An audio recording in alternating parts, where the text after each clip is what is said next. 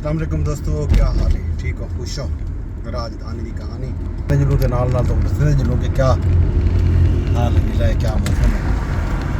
आज शदीद धुप निकत्ती खड़ी है, बिल्कुल ही में फील थी ना पे कल शाम तक, बल्कि आज फजर वेले ही में फील था कि जिमें जनवरी होवे तो हुण इवें फील थी ना पे जिमें जून होवे। जून ते जर्मनी जून ते जनवरी सॉरी जर्मनी बिठा दा जून ते जनवरी के दरम्यान जिहड़ा फासला है, वैसे तो आदर 6 महीने का है, लेकिन 6 घंटे का फर्क मैं महसूस किया। इस्लामाबाद के क्लाइमेट चेंज का इतना ज़्यादा असर है। कल शाम का जिहड़ा मौसम है इस्लामाबाद के जो लोग कल शाम को आन उन्होंने को बखूबी अंदाज़ा हो सी कि क्या मौसम आ कल शाम को इस्लामाबाद के अज का मौसम क्या है, अज का मौसम क्या है। ये गलों ये जी मौसमियाती तब्दीली है वो रियल है, हकीकी है। तुसा मनो तो भावें ना मनो, मौसम तब्दील थी चुके, शदीद तब्दील थी चुके, और मौसम की शिद्दत जी है वो अपना आप इवें समझो मनवेंदी पई है लोगों कने। महकमा मौसमियात ने अज रात तो मतलब 6 अप्रैल तो घेन के 9 अप्रैल तक एक बारी वल शदीद मौसम की पेशगोई की है। ये आके जो मुल्क के जोड़े बालाई इलाके हैं उतना बारिशां थी सन, लैंड स्लाइडिंग का खदशा है, नाल नाल कुछ शहरों के विच अर्बन फ्लडिंग का खदशा भी है। जिमें पिछले स्पैल के विच पेशावर भी डिठे असा, ईवन कराची के भी कुछ इलाके के विच, तो बाकी फैसलाबाद चनियोट शदीद इवें फीलिंग आई है जिमें अर्बन फ्लडिंग हो, शहर पानी के भरीज गए। तो हुण जिहड़ा है इस्लामाबाद के भी पिंडी के भी खास तौर पर खदशा जाहिर किया वैंदा पे कि शायद अर्बन फ्लडिंग थी सकती है। हुण भी इस्लामाबाद के इवें मारगला के पहाड़ियों के उत्तों उत्तों खीजे तो झड़ कट्ठा थींदा वधे, तो कई वेले भी इवें झुट थिया सी ते शदीद बारिश का इम्कान जिहड़ा है वो किरे ही नहीं गया। हुण भी तुसीं देखदे पाओ तो सामने तो आपको मारगला के पहाड़ियों के उत्तों सरमई बादल इहो समय बादल नज़रदे पे सन जिहड़े मौसम है बरसात दे विच होंदे ने। सामण दे बादल जिहड़े हैं तुसां चेत बैठे नहीं हो, हाली चेत वधे। ये थी मौसमियाती तब्दीली, ये थी राजधानी की कहानी। मौसम का मैं कि तकरीबन चाह बाकी जंग जारी हो सारी है, जंग के जोड़े खदशात हैं खतरात हैं हाली नहीं टले। जंग के आफ्टर इफेक्ट्स जोड़े हैं वो आते पे मजीद आसन, तेल महंगा है, किराए महंगे थी चुके हैं।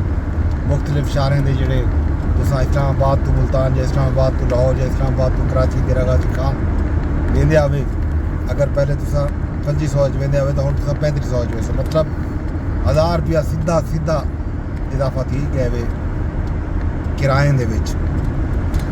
के बाद जी थे 2000-2500 रुपए का इजाफा भी है। जो वड्डियां कंपनियां ट्रांसपोर्ट कंपनियां उन्होंने ज़्यादा इजाफा किए 30% 40%। बाद जी तो ये इतलात भी आने पैन के 60% इजाफा भी है। हुकूमत ये दावे करें पैन कि वो जायद किराए जोड़े हैं वो कई सूरत वसूल न कर रहे सन। वड्डे शहरों के जिमें इस्लामाबाद है, रावलपिंडी है, लाहौर है, मुल्तान है, इतना जी पब्लिक ट्रांसपोर्ट है, सरकारी पब्लिक ट्रांसपोर्ट वो मुफ्त कर दी गई है 1 महीने वास्ते। इस्लामाबाद भी जी इलैक्ट्रिक बसन चल जाए फ्री हैं। ये गल उन्होंने रश भी वध गए, बसा भरीज के चल जा पैन। तुहाडे सामने एक बस खड़ी है, गालिबन ये बस सवारी चेंदी रहंदी खड़ी है, भावें बस का स्टाफ तो है क्या ना, खैर ये बसा भरिया वजन जितना भी वजन। तो ये सूरत हाल अहवाल जंग जारी है जनाब।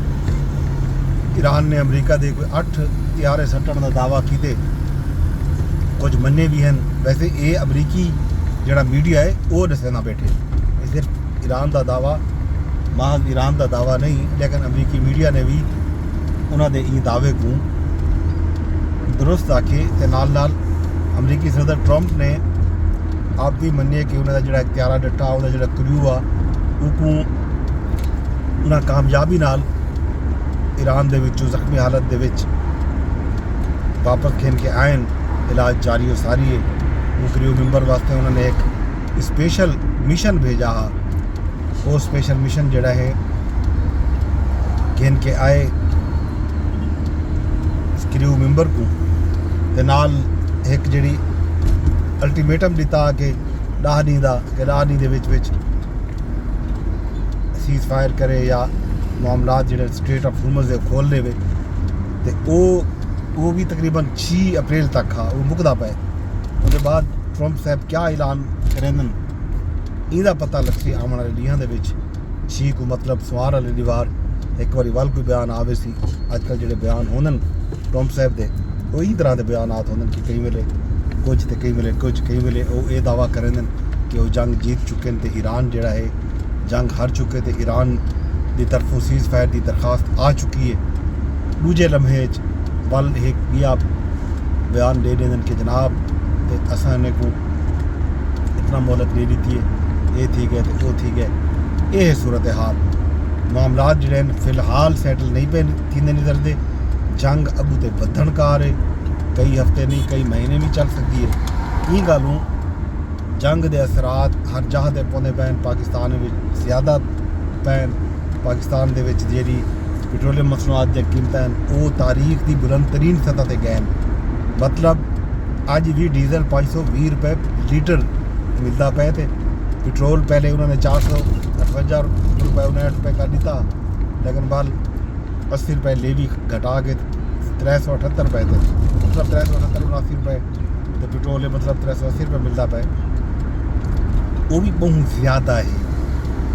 ये पेट्रोलियम मसनूआत की कीमतें में इजाफे के जो असरात हैं वो पौधे पैन बराह रास्त खावण पीवण का शे महंगा थींदा पैन, किराए महंगे थींदे पैन। ये भी इंपैक्ट आ सकते दुनिया के पता क्या क्या देखसूँ। यही है जनाब राजधानी की कहानी। बाकी सब खैर है। वेंदे दरखास्त ये करें शेयर कराए।